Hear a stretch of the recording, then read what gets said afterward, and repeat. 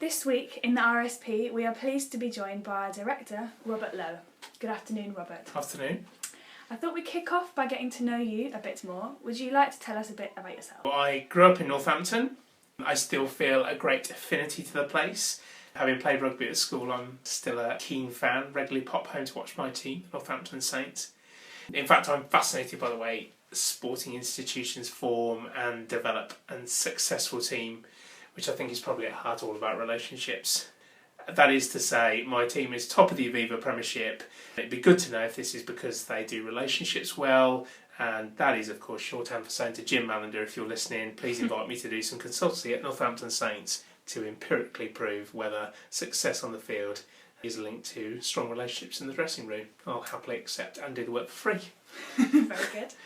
I left Northampton in '98 to study at Cambridge, where I read English and Education. I graduated in 2001 with a double first and was offered a funded PhD, which I turned down. I took that decision because I felt that I couldn't work in education policy until I'd been in education. And so instead I enrolled on a PhD course, took up my first post in 2002 at the County High School in Saffron Walden. That was as teacher of English.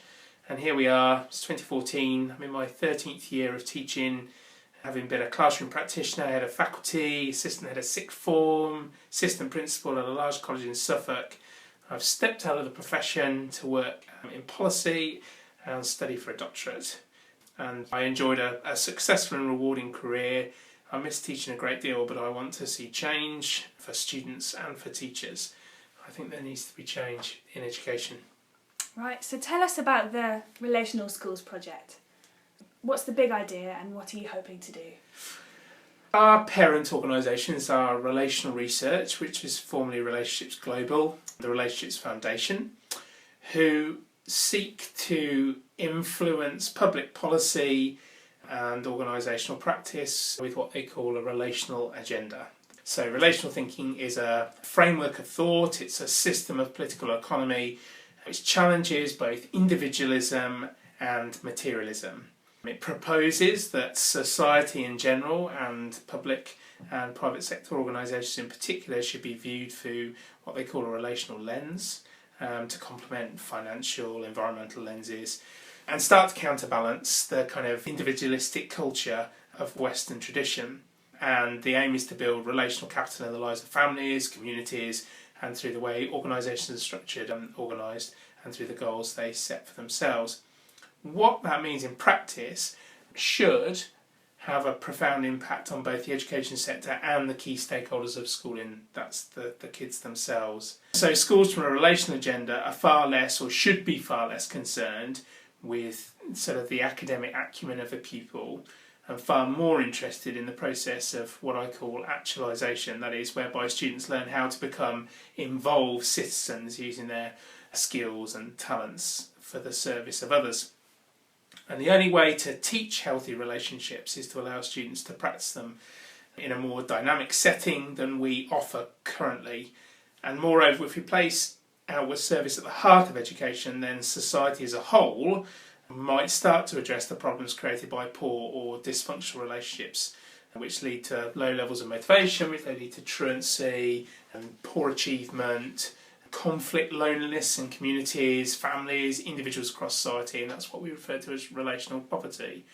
One of the unfortunate byproducts of capitalism is the movement towards individualism and a disconnection of the young from, as the thinker Robert Putnam puts it, what he calls the public and collective, and a movement towards the personal and the private, and that shows up in so many different statistics. So, for example, middle-aged and older people are far more active in organisations than younger people, they vote more regularly, they read and watch the news more frequently, they're less misanthropic, they're more philanthropic, they're more interested in politics, they work more on community projects, and they volunteer more, which is understandable. So from our view, the purpose of education, rather than supporting traditional conceptions of knowledge, needs to engage once again with this much bigger debate, which is what it actually means to be human. Mm. So you talk a lot about relationships, obviously the Relational Schools project. So in your view, what are the key relationships in education and why? There are three that we are focusing on. I mean, there are many stakeholder relationships you could look at, but there are three in particular we wish to explore more, because lots of research shows in what we call the 2/3 rule that if you get two of these three relationships right, then students are likely to thrive. But if more than two of those relationships are dysfunctional, then students are far less likely to achieve strong academic outcomes in line with their baseline potential. Firstly, there's home to schooling, and that means that parental involvement with education, and that's defined here as the amount of time and the quality of interaction with a child, as opposed to kind of traditional measures of engagement such as attendance at parents' evenings or participation in PTA committees, running a raffle or whatever. We're talking about factors such as the educational experience of the child in the home. And if that is strong, if there are good relationships in the home, then that can counteract social disadvantage. That's what the research shows. So true parental engagement for us is perhaps not with the school, but with the child. So, part of our work is supporting and intervening in relationships in the home, which we consider vital. But then, if we can't overcome that, then the focus has to be on the relationship between the teacher, who is in loco parentis, in Latin, in place of the parent, during a large proportion of the day. And if you look at evidence from those like Bergen from 2009, they show that students who develop positive relationships with teachers achieve far stronger academic outcomes. So where strong relationships are fostered between teachers and students, evidence suggests that poor or dysfunctional relationships at home can be partially compensated for at least. But then conversely, research by those like the CSJ suggests that over 2/3 of those who truant do so in order to avoid a particular lesson, and that shows us that my experience as a teacher was that students tended not to truant for entire days. They truanted more infrequently, so they would turn up to lessons 1 and 2 and then had a poor dysfunctional relationship with the teacher in one of the subjects, and so would skip the afternoon. And so we're interested in intervening in those relationships and improving them. But also thirdly, pupil-to-pupil relationships, because we think that positive peer group relationships are vital for students' academic and non-academic functioning in secondary school. We certainly know that it's important to well-being. We certainly know that it's also at the heart of many of the factors that influence truancy. And if you look at all the evidence into sort of positive peer interaction, it correlates well with things like student motivation, student engagement, and academic outcomes. So intervening in terms of relationships peer-to-peer is absolutely important.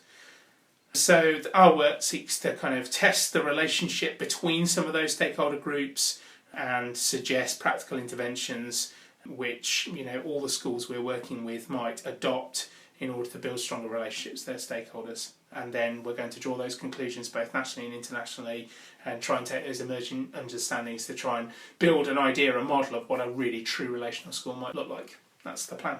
Fantastic. So a broader question here. If you could design an education system from scratch, what features would it have? So in a recent submission for the Wolfson Economic Prize, I was asked to write the education chapter for a proposal for a new garden city. And I sought to explore how our towns and cities can create an environment that promotes learning and community engagement. So in the paper, I argue for a reassessment of the goals of education, which are away from, this is drawing on some of the things I talked about earlier, away from personal fulfilment and towards social contribution. The idea is to challenge this narrative of individualism, suggesting that true personal fulfilment is best found in serving the others around you, and is summed up by an African phrase which is Ubuntu, which literally means I am because you are. And what that means is, I think, is that you can't be human all by yourself. You can't be a human in isolation. That true human well-being, satisfaction, fulfilment is found in the relationships we form and strive to form. And education should be at the heart of that. So in that submission to the Wolfson Economic Prize, I argued for the fostering of what we call relational capital, and that's in the lives of families and communities and in organisational structures and goals. And that involves building close links between education, business, the wider society. So if I could design education from scratch, then the key feature would be the removal of the four walls around the institution And that's what I call fifth space thinking. That's a vision for education where everyone in the community, across business, including the families as well, and that wider peer network, are involved in the development of a child. And that's the key difference between what I call an education place and an educating space, where everybody takes ownership of how the people around them grow and develop, and therefore how they contribute to the society. And therefore, the argument is that it'll then reinforce the kinds of patterns of civic behaviour that I talked about earlier, particularly political engagement, volunteering, neighbourliness, strength of community cohesion. All those kinds of things become a really reinforcing byproduct. Yeah. Fantastic. Well, Robert Loe, Researcher Director of the RSP, Relational Schools Project, thank you very much for your time this afternoon. Thank you very much.